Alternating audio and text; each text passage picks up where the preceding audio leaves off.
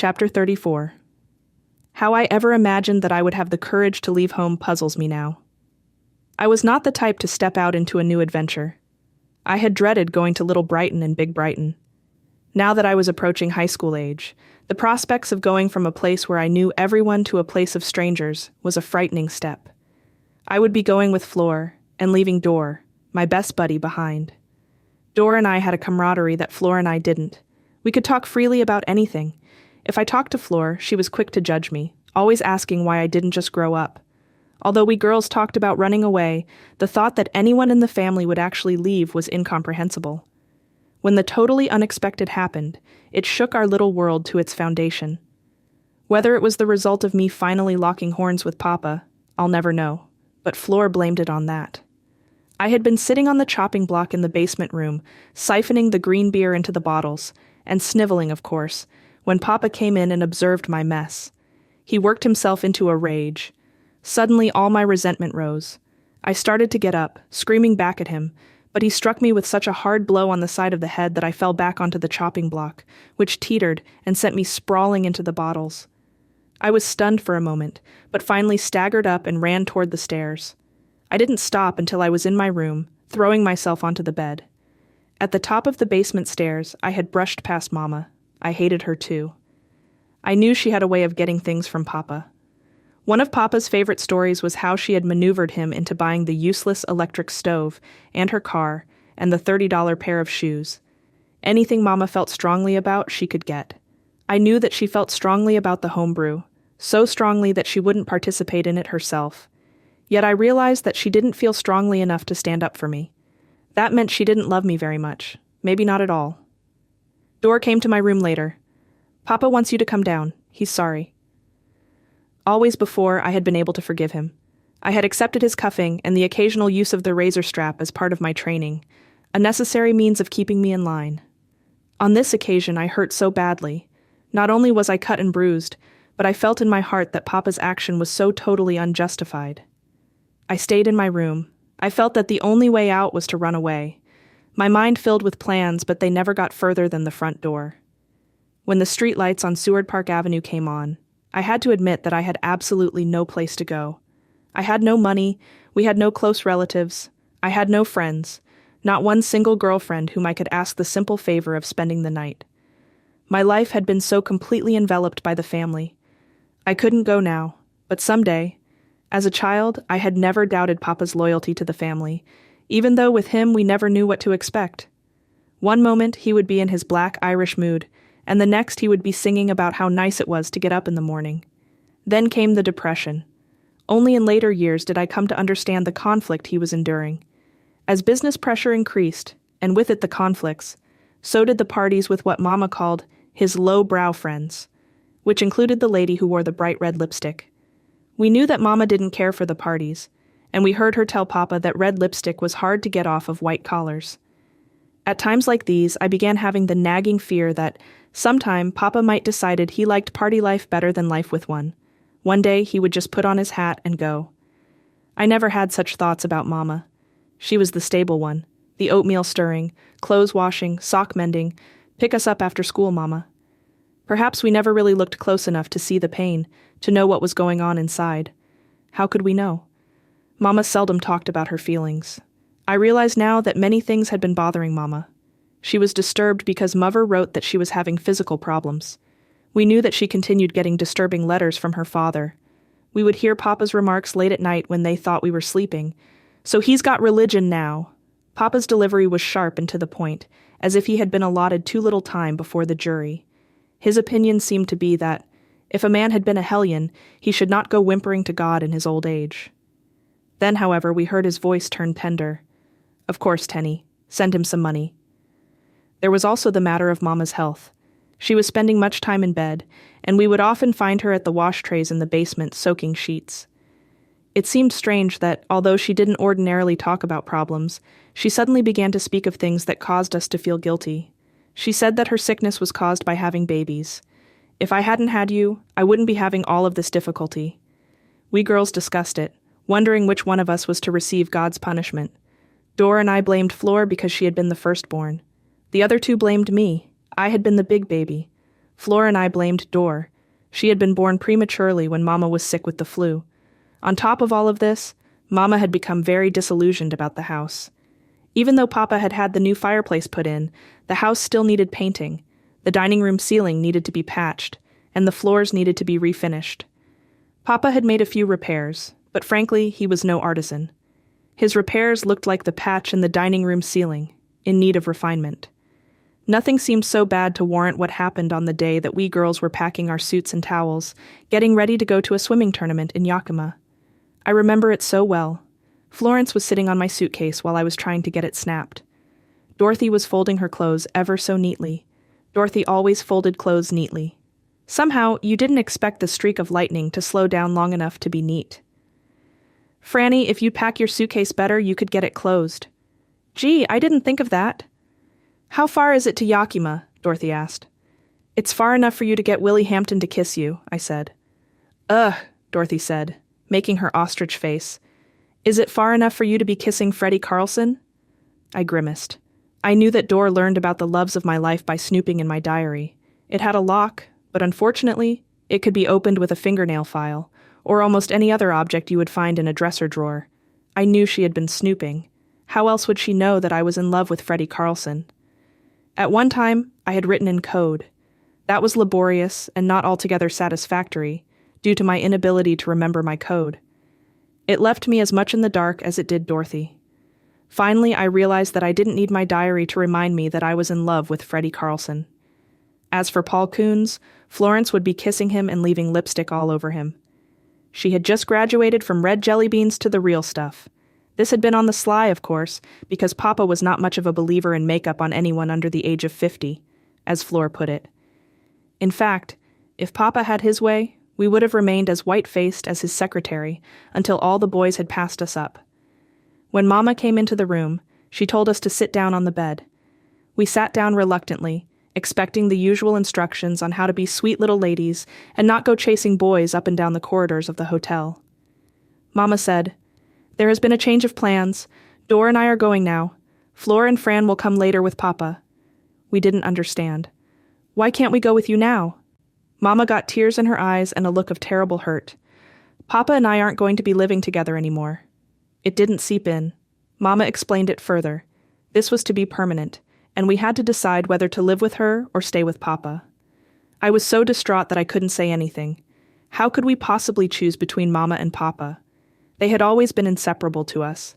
We all sat there dumbfounded. Finally, Mama told Dorothy to get her things. Dorothy gathered up her bag and her mouse. It brought exactly the kind of reaction you would expect. "Dorothy, you absolutely cannot take that mouse." That's when Dorothy really began to cry. I had a moment of real pity for her, having to choose between Mama and her mouse. I shall never forget those moments, watching Mama carrying her bags to the car, with Dor following reluctantly behind. I have no idea whether the sun was shining or if it was pouring rain. All I knew was that the tears were blinding my eyes, and my whole body was hurting so badly I was sure it would dissolve. Nothing that I had ever experienced before could compare. Is this the most painful experience in the whole world, a child being abandoned? I don't know. After Mama and Dorothy left, I looked to Florence for an explanation. She had not been quite as overwhelmed as I. She mentioned any number of causes, none of which made much sense, except, of course, the depression. Everything could be blamed on the depression. The more Florence talked, the more confused I became, except for one thing. I knew now where I wanted to be. I wanted to be with Mama. When Papa came home and found us so broken up, we told him that Mama had left. He went into the kitchen, and we could hear the scraping sound of the kitchen stool. When he came back and sat in his big chair, there were tears in his eyes. We could smell that he had found his bottle that he buried in the sugar bin. All he said was that we wouldn't go to Yakima today. We would go early in the morning. Somehow the evening passed, most of which I spent standing by the front window, hoping for Mama's return, listening for her car to come up the steep hill. I always wondered why she never tired of hearing Papa's instructions. Stop the car, put it in low, and then take your foot off the clutch slowly. Then suddenly I would remember again that she had gone, and I would dissolve in tears. When Florence and I huddled in bed, Dor, my best buddy, wasn't there with me, and Mama wasn't there to say goodnight. I realized more than ever that they were really gone. A feeling of abandonment swept over me, the same feeling I had had years before on the night when Dor was born. Florence and I had been in a strange bed, and she had told me that Mama was dying. On that night so long ago, Flor had tried to comfort me, but now, as I continued to sob, she said the words that floored me and caused me yet more pain. "It's your fault that Mama left. It's because of what happened in the basement." The week that followed was full of heartache and confusion. Where Mama and Dor stayed, I was never sure, but they continued to be around home when Papa wasn't there. Mama continued to take us to our lessons or to the pool. Then came another big problem. Mother wrote that she needed an operation. Mama took the bus to California, saying she didn't know when she would be back. Flora and I did most of the cooking and housekeeping. Although Mama called every day, I feared that we would never see her again. I kept picturing her at the big pier, falling off into the slime below. I thought about the lipstick and relived all the terror of last trip there. I thought about raising my hand at the temple and wondered if it was possible that I had been forgiven of my sin. Probably not. That was probably why Mama had left after all. Within a few weeks, Mama came back from California. However, instead of moving into the front bedroom, she moved into the spare room. That was where we would find her in bed, sick. Flor told me that we had ruined her insides, and that she needed an operation like Mother had. One day, Papa had news that cheered Mama up considerably. He had been looking for property since he received his inheritance from the Bigham estate in Wisconsin. Daniel Bigham had died on December 31st, 1928. We had often driven around the Seward Park and Mount Baker area, looking for property. Mama wanted more than property, she wanted a house. She never forgot that Papa had promised that the Morgan Street house was only temporary. Now, she said, "The girls will be having dates, and there is no reason why we shouldn't have a nicer house." Mother had tried to console her. "Remember, Tenny, Roy had many years of moving around, all the moving around he cared for. Now, he's happily settled." One day, Papa mentioned that his company had a large home for sale in Seward Park. Mama had asked questions, and Papa had used the word repossession. We knew that he had an aversion to the word, and we had heard her say to Mother, "Roy hates to be involved with the repossessions. It's so totally against his nature, but the company is in financial straits." For some reason, Papa continued the conversation, although later he wished he hadn't. The owners were carrying too much mortgage, trying to keep up with the Jones. When the stock market crashed, they couldn't keep up with the big payments. "Let's go and see it," Mama said. It was the most enthusiasm she had shown in ages. The day was cold and rainy, probably a Wednesday. While Papa put the key in the lock, Mama instructed us to clean our feet on the doormat. One by one, we tiptoed in. The house was completely empty, strange and spooky. We could hear our voices echoing throughout. We proceeded stealthily down the halls, peering into nooks and crannies, up the stairs, around corners, and into and out of every room. Finally, when we were sure that we had driven out any strange spirits, we dashed about as if we were gathering sugar plums. Mama was busy inspecting the kitchen, and Papa had disappeared somewhere. If we lived here, there would be one bedroom for each of us. Flor was delighted. I thought about having a bedroom all to myself, without floor or door. I didn't like the idea, but I liked everything else. Papa came in, covered with cobwebs. "It's got a good foundation." We weren't interested in the foundation. We were interested in what we called the ballroom. It was 3 times the size of our living room, with beautiful hardwood floors and bench seats built along the bay windows. We 3 little Bighams danced around as if we were accompanied by a great Philharmonic orchestra. Mama loved the woodwork. It reminds me of Uncle Orlando's house in Wabash. We knew the house. We had stayed there for several days on our trip back east in 1928. It was not much bigger than the Wisconsin houses we had stayed in, but it was certainly more grand. When we got home, we discussed what we were now calling the mansion. Dor and I were scrunched over one heat register in the living room, and Flor was standing over the other. Flor was euphoric. We could hire Joe Bowen's band to play for our housewarming. Mama was trying to avoid showing too much enthusiasm. She had been toying with objects in her mending basket. She addressed Papa. "Why do the toes of your socks have big holes?" "Because I have such big toes." Papa was now looking out the window. "One thing I would miss is the view of the lake." On the other hand, Mama didn't want the subject to get sidetracked. What would be involved in buying the house? Well, there are some legal entanglements, of course, and the house needs a few repairs. Mama tried to be candid. Certainly not as many as this house needs. Papa let that pass. Evidently, he felt the need to play devil's advocate. It would be further for the kids to walk to the beach. Dor got us back on track. What's a housewarming? It's a party to celebrate a new occupancy, Papa explained.